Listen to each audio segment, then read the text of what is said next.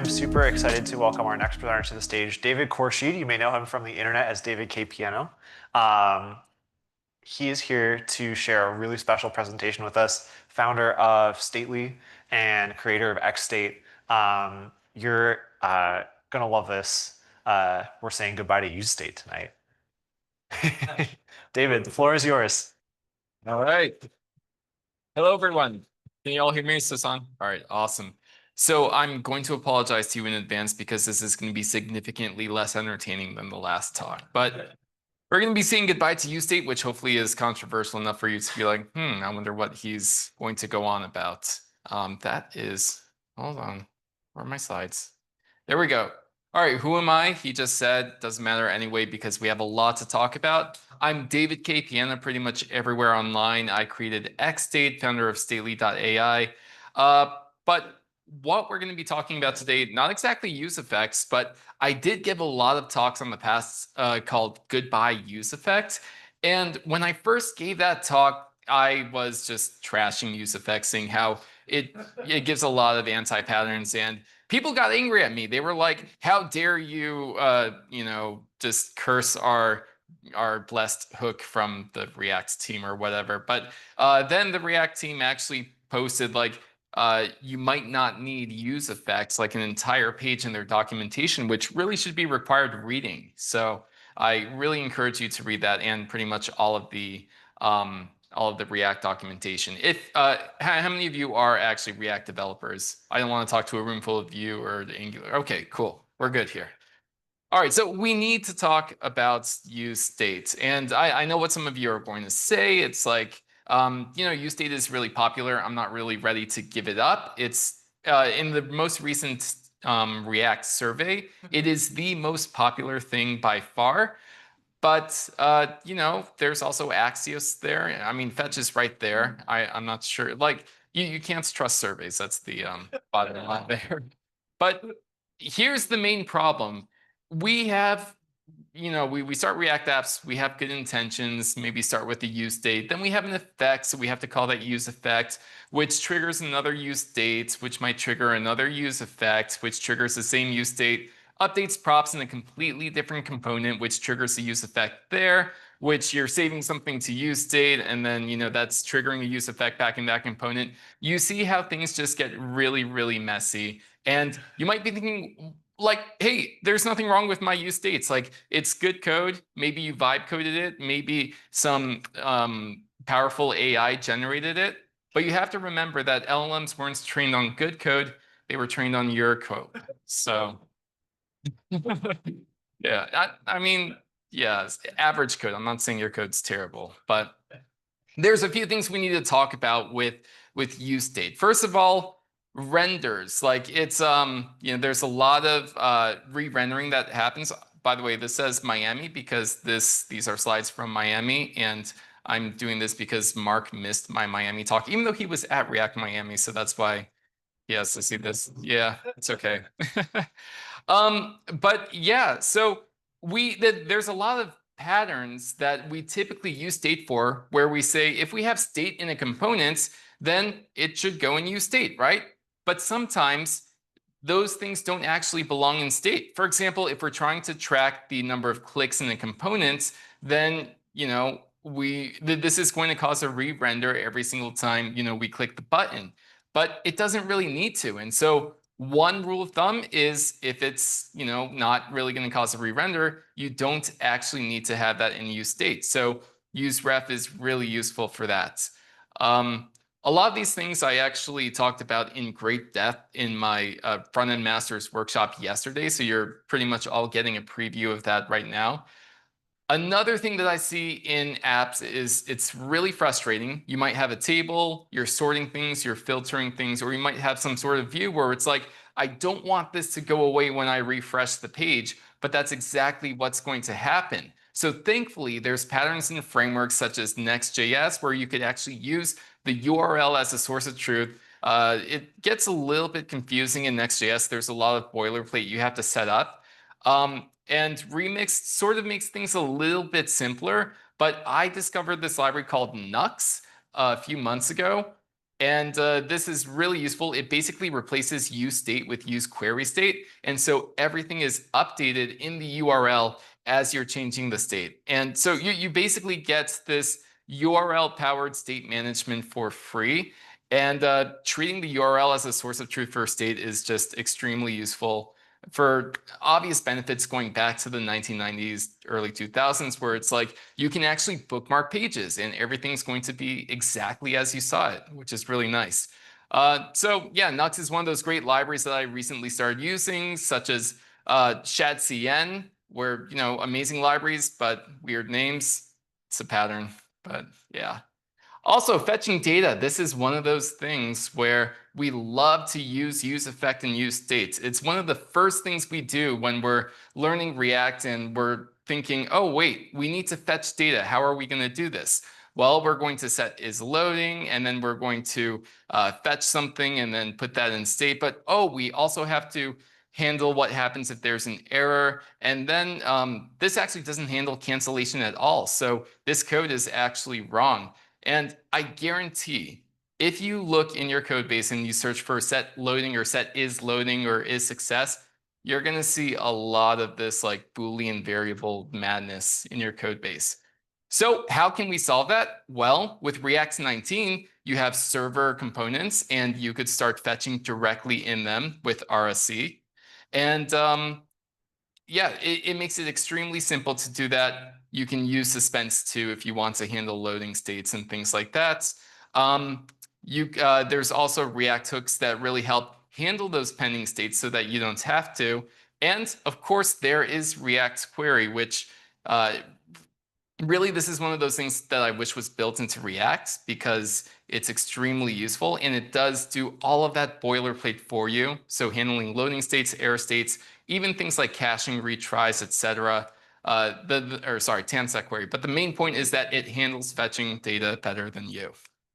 So there's also forms. This is another big one where we have so many useState calls, and we have basically the pattern that I see most often is we have one useState per field. So, let's say that we have our name over here, favorite variable, bio, whatever. So each one of those gets a useState because we need to store that value somewhere, right? And then, we have to handle submit. So we're going to grab all of that data, aggregate it here, and then do something with it. But and that just shows that, but the DOM actually has its own state management. It doesn't even require any JavaScript. When you put a value inside of an input, it's already there. It's under input.value. And so same thing with selects, text areas, etc. And so the magical thing that happens is when you give it a name, such as first name, all of this is available inside what's called the form data API. And so you can grab this from when you have handle submit, the events you get is a form event. And so the target is a form, and you could grab the form data directly from there, use object.fromEntries, grab that form data. You could even validate it using Zod. So now you have a runtime checked, type safe object representation of your data, and you have no use states. And so you might be thinking like, okay, that's a cool party trick, but there's, why would I not use states for that? And the thing is, with frameworks like Remix and Next.js, they actually natively work with form data. So Next actually makes this really nice. There's this use action state hook, and then you pass in the form action that's returned directly inside the form, and you are going to get all of that form data inside here. So you could just do .get for each one of your fields. And so now you have loading states, you have this async stuff, and you have all of your fields just right out of the box. You don't need to use state or use effect to manage any of that. And let's be honest, forms comprise a lot of what we do as front-end developers. So and if you do have more complex requirements, there are libraries. TanStack Form is one of them. Also, React Hook Form is a popular one. The point is that they handle complex forms better than you, so don't try to reinvent the wheel. And then, of course, there's one of the more obvious problems with overusing state. You might start with 1 and then you use 8, and then things just get out of control. And all of a sudden you're vibe state managementing. So yeah. Now, one thing that we could do to sort of condense this is just group related data together. So by that, I mean, you could use an object that just groups everything instead of having to have one use states per thing. And so this makes your code a lot easier to understand because it shows that this data is related. I've been in many code bases where it's like, okay, there's 12 different use states. Some of them are related, some are not. They're in different positions, and it's hard to know which ones actually go together. And then, yeah, so it does become problematic.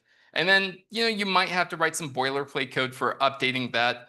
But there's libraries like Immer that actually make this really easy, even if you're doing deep updates. So I highly recommend looking at that. And another thing that I talked about at the workshop too is one of the most egregious uses of useState are for doing stepwise forms. And the problem might seem very obvious, but it is less obvious when you're working on big components that do still have those multi-step forms or things like that, where you're handling the showing of each step as a Boolean variable. So we have like is address step, payment step, confirmation step, complete step. And so then you have to do things like this, where you're basically switching all of the states that you shouldn't be on to false, and then the step that you should be on to true. It gets really, really confusing. So instead, you could actually condense that into one single use state, where you have what I like to call a string enum that says, this is the step that I'm in. And by doing this, you're guaranteed that you're not going to be in more than one of those states at the same time, and you're closer to making a state machine, without impossible states. And if you want to take this further, this is another thing that we did in the workshop yesterday. You could use those string enums with full types to prevent, impossible states like this, because it is possible for error to be true and success to be true, and then you have weird situations. So instead, you could use a discriminated union. So we have our string enums over here. And instead of having just the status being set, we could actually combine that into an object. And so this object is called a discriminated union. And so what's cool about this is that you could check the status. And for example, we could set success, and then we could set the data. And so if we accidentally omit the data, or if we omit the error message when we're in the error state, then TypeScript will yell at us. It will say, hey, you said it was success, but I don't see any data. And so the really cool thing is that you don't have to check like, hey, does this exist? Or you don't have to put an exclamation mark that says, I'm sure this exists, because based on those discriminated union types, TypeScript will know that those values already exist. So it's really, really useful. And this code is very clear to see.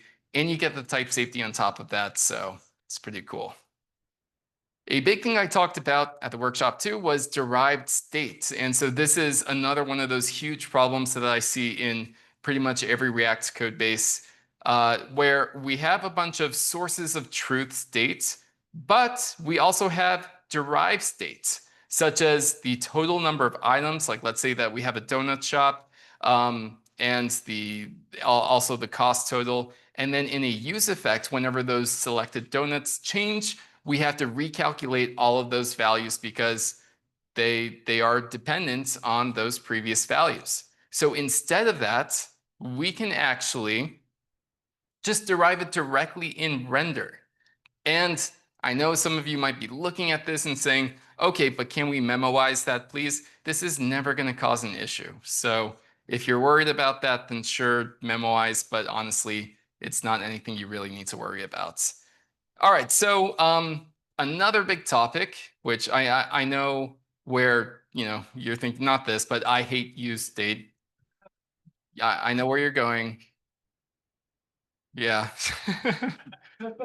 I know what you're gonna say, but sometimes the situation does call for for use reducer, especially if your logic gets complex enough that it warrants that. So for example, let's say that we have a donut shop and we could do things like adding a donut, removing a donut, but it's not just, for example, pushing to an array or removing from an array. It's not that simple. We also have a donut inventory, and we have to make sure that the user can only add donuts if there is enough of that donut to add. So what do? We make a reducer so that we can actually guarantee that that logic is run instead of being able to directly update the states. And so we might have actions such as adding and removing a donut, and then we put them in a reducer, and then you know the drill. So you call use reducer on the donut reducer, and then you could even create helper functions so that you don't have to do this dispatch type, etc.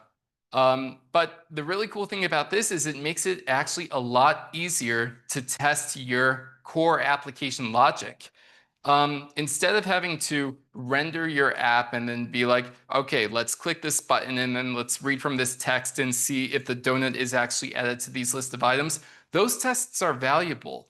But when you have the actual reducer, the core logic, you could write many more tests without having to worry about the intricacies of your UI, meaning your UI can actually change and your tests over here will not break. So these are really valuable tests to have.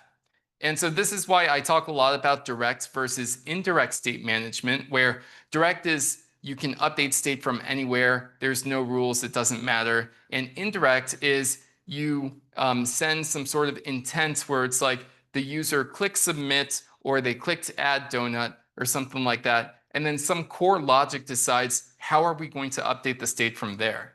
And there's a lot of benefits to doing things indirectly, even though it's a little bit more boilerplate. With events, you have what caused the change, the parameters that caused the change, when the change happened if you add a timestamp, and also traceability. You have a nice list of events that you can see why did this date end up the way that it is. So there's a couple of other cool things that you could do, like cool techniques. Use sync external store, really cool hook. It's not really the most popular hook, but React sort of lists this in other hooks, but I think it's really useful. This is mainly like one of those hooks that library authors would use internally, but there are really good use cases for you to use it as well. So it takes 3 arguments: the subscribe function for getting the value, get snapshot for getting the current value, and a server snapshot for when this is actually rendered, or when this is rendered on the server. So I'll give you an example over here. Let's say that we want to calculate the window width. You would typically have a useState paired with a useEffect in order to do that. And what you could do instead is create a subscribe function that actually does that subscribing and unsubscribing, which is pretty simple. You have a callback, and you whenever the window resizes, you call that callback. And then you could clean that up. And so in useSync external store, you would pass the subscribe function, and then you would pass a function to read the snapshot. So this actually solves a pretty annoying problem in Next.js, where let's say that you just want to show the new dates. You can't just do this because what's rendered on the server is going to be different than what's rendered on the client. So, I've run into this many times, and it is a pretty frustrating bug because it's just a date. Why is this problematic? And so you might do this where you have dates in useState, and then you have a useEffect where you actually set that date, but then you're going to get this weird flash of like, nothing, and then you see the dates. But you could actually use sync external store, where don't worry about this. We have the client snapshot, which is the date, and then we have the server snapshot. This almost works, but you do get a bunch of errors from Next.js, and that's because we need this to be serializable on both the client and server. So we turn this into an ISO string, and then we could just show the date string directly in there. TK Dodo wrote a really good article about how you could avoid hydration mismatches using the useSync external store hook. So it's a pretty useful hook. But if you read the React docs, of course, they will say that, hey, you should probably just use useState and use reducer instead. This is like a hook for library library authors. But I don't read the rules. So but another sort of elephant in the room is third-party libraries, where we're thinking, why do I need to use a third-party library like Redux, useState, etc., if I could just do everything in useState and use reducer? There are a few problems with this and a few limitations with React, where let's say you want state, and that state has some special logic, so you might put it in use reducer instead, and then you need to share it between components. So then, okay, you have to somehow lift that into context. By the way, in React, it's just use now. You don't need the use context anymore. You could just pass your context directly into use. But then you realize, okay, my state's changing often, and it's causing way too many re-renders. So you do a pub sub pattern. If you're from Florida, you would get this, but no one cares. And you might think, okay, well, I actually don't need the entire state. So you have to create some sort of custom use selector hook. And at the end of the day, you just reinvented Redux. And all of this is just abstract boilerplate code. And so that's why there's the concept of a store that a lot of state management libraries have, where the store can either just live outside the components and you just import it where you need it, or you could pass it in through context, and then the store goes through a store provider, and then every component that needs it can just read directly from the context. So and that's why there's a lot of choices for this. Redux and useState and XState, those are all examples of store-based libraries. And then you have the atom-based libraries too, like Jotai and Recoil. But I want to real quickly talk to you about not XState, but XState Store. This is one of the newer libraries that came out this year. And it actually is supposed to be a much, much simpler version of XState for state management, if you don't need all of the finite state machine and state chart stuff. And so just to show you what that looks like, let's say that we have a counter. So you would put the count inside the context. So, count is 0. And then you would have an object that has all of the transitions, which just dictate how the data changes. So this is pretty simple. You would just add 1 to the context, context.count. And then you could subscribe directly to the store. So far, I didn't show you any React because it really works in any library. But yeah, so you could subscribe to whenever the data changes, and you could trigger events to send. So you could either do .send with the event object, or you could do trigger whatever the event is that you want to send, so that you could trigger those transitions. So let's say that we have our donut shop example from before. This is what it would look like in XState Store. And this is all in the README, by the way, so I'm not going to go too deeply into the code. But we have this convenient use store hook. So if you don't want to use reducer, you could just use store and do all of the same stuff, just in a much more concise syntax, where you have all of your transitions here, such as adding a donut, removing a donut. You're checking on the inventory, which is why we have that custom logic. And then you could select the pieces of state that you really care about, so it's not going to cause excessive re-renders when some unrelated piece of state changes. And then you could just directly trigger from the donut store to make changes, such as adding a donut or removing a donut. And hopefully you hate that less than than having to do all that yourself or use reducer.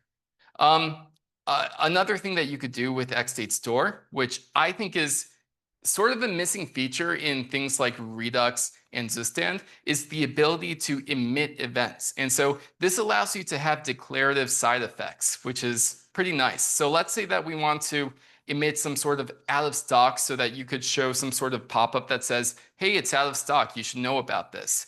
So when you add a donut, there's a third argument over here where you could pull emits from, and then you could emit that out of stock message and say, hey, this donut is out of stock.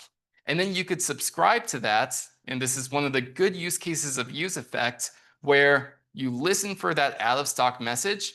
And when you get it, you have the donut inside and you could say, hey, we're out of stock of that donuts. So pretty simple. So XState Store, another cool thing about this is that it acts both like a global store where you could use it just like Zustand and just like Redux, and then you just use selector, put it in and grab whatever you need. But it can also be a local store too, so it works just like use reducer as well. And the third trick is it also works as an atomic library. So it does work like Recoil or Jotai, where you would create an atom and then you could set the data directly. And you can also have combined atoms. So you could read from the flavor atom and the coffee atom, and then you could subscribe just like XState Store. In fact, the stores that you create with XState Store are also atoms too, so you could mix and match them. Another topic, and this is the final topic that I want to talk about with regards to states, is that really there's just so much beyond useState and useEffect and all of the other things that I've talked about. So this is what's coming in the horizon, local first states. And this is one of the things I'm very excited about. You could also consider them sync engines. But the idea is that right now, the way that we fetch data is very manual. We're making a request, we're waiting for a response. This is hitting the database. It is very, very manual. But with data sync engines, instead of that, we are automatically syncing with the database. So we have some representation of data. We could make changes and see those changes immediately in the front end, and that is synced with our database, our reactive database in the back end. And so any updates to that database get fed directly into our front end. Now, there's a lot of libraries sort of in this area. Zero is actually no longer an, oh, well, no, Zero might still be an alpha. LiveStore was actually just released, did a public general release. So that's the one that I'm really excited about. But there's a lot of sync engines out there that I recommend you take a look at. But yeah, so that just gives you a preview. That's a whole other talk. The point, though, that I want to make is that useState, it's something that's really useful for truly component internal UI states. And so these are small pieces of state that don't really have too much complex logic attached to them. And you also have to realize that not all state is UI state. Some of it fits in useRef, some of it might fit in some external store. So in general, ask yourself, is there a better pattern? And especially with React 19, there usually is. So overall, start with useState, refactor to better patterns, and focus on maintenance because simple is better than easy. So thank you so much, JavaScript. Minneapolis.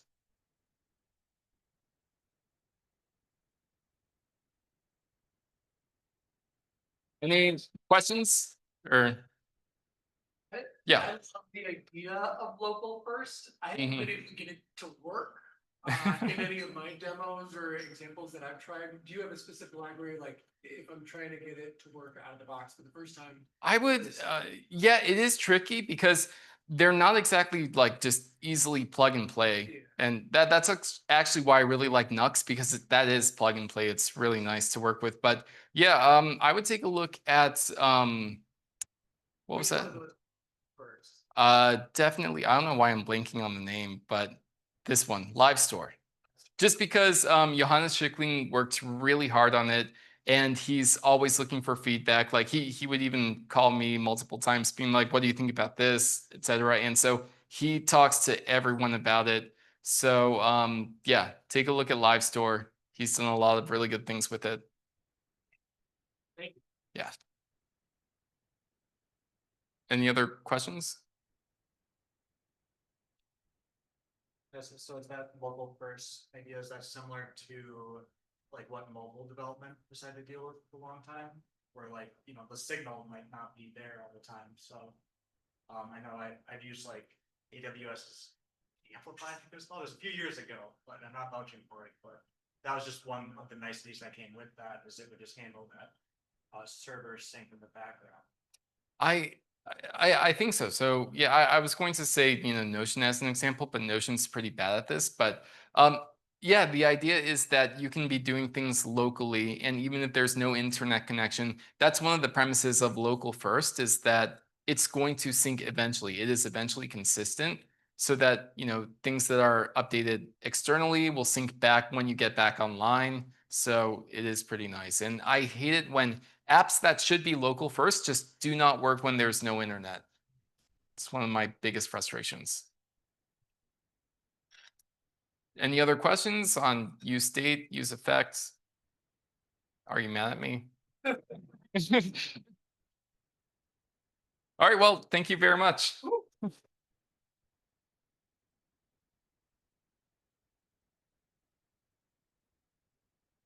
Awesome. Thank you so much, David. That was amazing. Yeah, I was just thinking as we were sitting here, the first time I saw, I think, David's Twitter thread about using the browser built-in form state rather than holding like variables in each value in use states in a component. And I remember sharing that with my co-organizer Brian and some of our other friends, and how mind-blowing that was. It's really cool and a cool fanboy moment for me to share the stage with you tonight in some small way. So. Well, cool. I have a couple more slides to throw out there to close us out. First, I want to shout out our folks who are watching at home, Andy and Asefa, and I think Kevin was in there too. I think Kevin's no longer joining us, but just want to say that I appreciate. And then for those of you as well, if you're here tonight and our next IRL event you can't make it, we do a good job, or try to do a good job at least, of getting this online so you can follow along at home. Gosh, there are some other things, weren't there? Let me see. Can I? Oh yeah, you all already know about the Discord. We do have a couple more minutes remaining. If anybody, we have a long tradition here of having what we call lightning talks. They're maybe not traditional lightning talks in the sense that it's not going to be like a bunch of people answering questions really quickly. Lightning talks in the sense of just like short demos. Somebody has something they might like to share with the group. We've had people launch companies at JavaScript MN before. So it's not unheard of. If anybody has a short demo, we're talking like under 5 minutes, or something they'd like to share tonight, we'd like to leave the floor open for them now. Raise your hand. I'm comfortable making the silence awkward. All right. Is it awkward enough yet, Brian? He hasn't said so yet. Okay, he says no. All right. Y'all are off the hook. Well, just know that for subsequent events, if you have something you'd like to share, whether that's a project you're really proud of or a project you're just starting, a blog post you wrote, a demo, a tech demo, doesn't have to be super polished. Like I said, we try to be one of the nicest, kindest rooms you can get in the Twin Cities. Just know that we're always here for you. All right, that's enough of me yapping. We'll do a couple more shout outs and thank yous, of course, to Frontend Masters, Mark, Dustin, Krista, and the whole crew. Of course, to David for presenting and for Caleb for his awesome. Can we get another round of applause for our speakers tonight?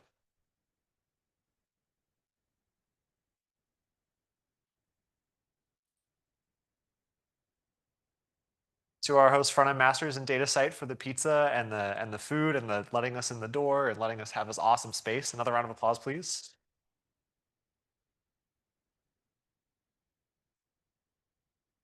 All right. I guess without further ado, I'll see you all next time. We can hang out for a little while longer. We'll start to clean up. Whether this is your first or millionth event, thanks for being here. See you next time.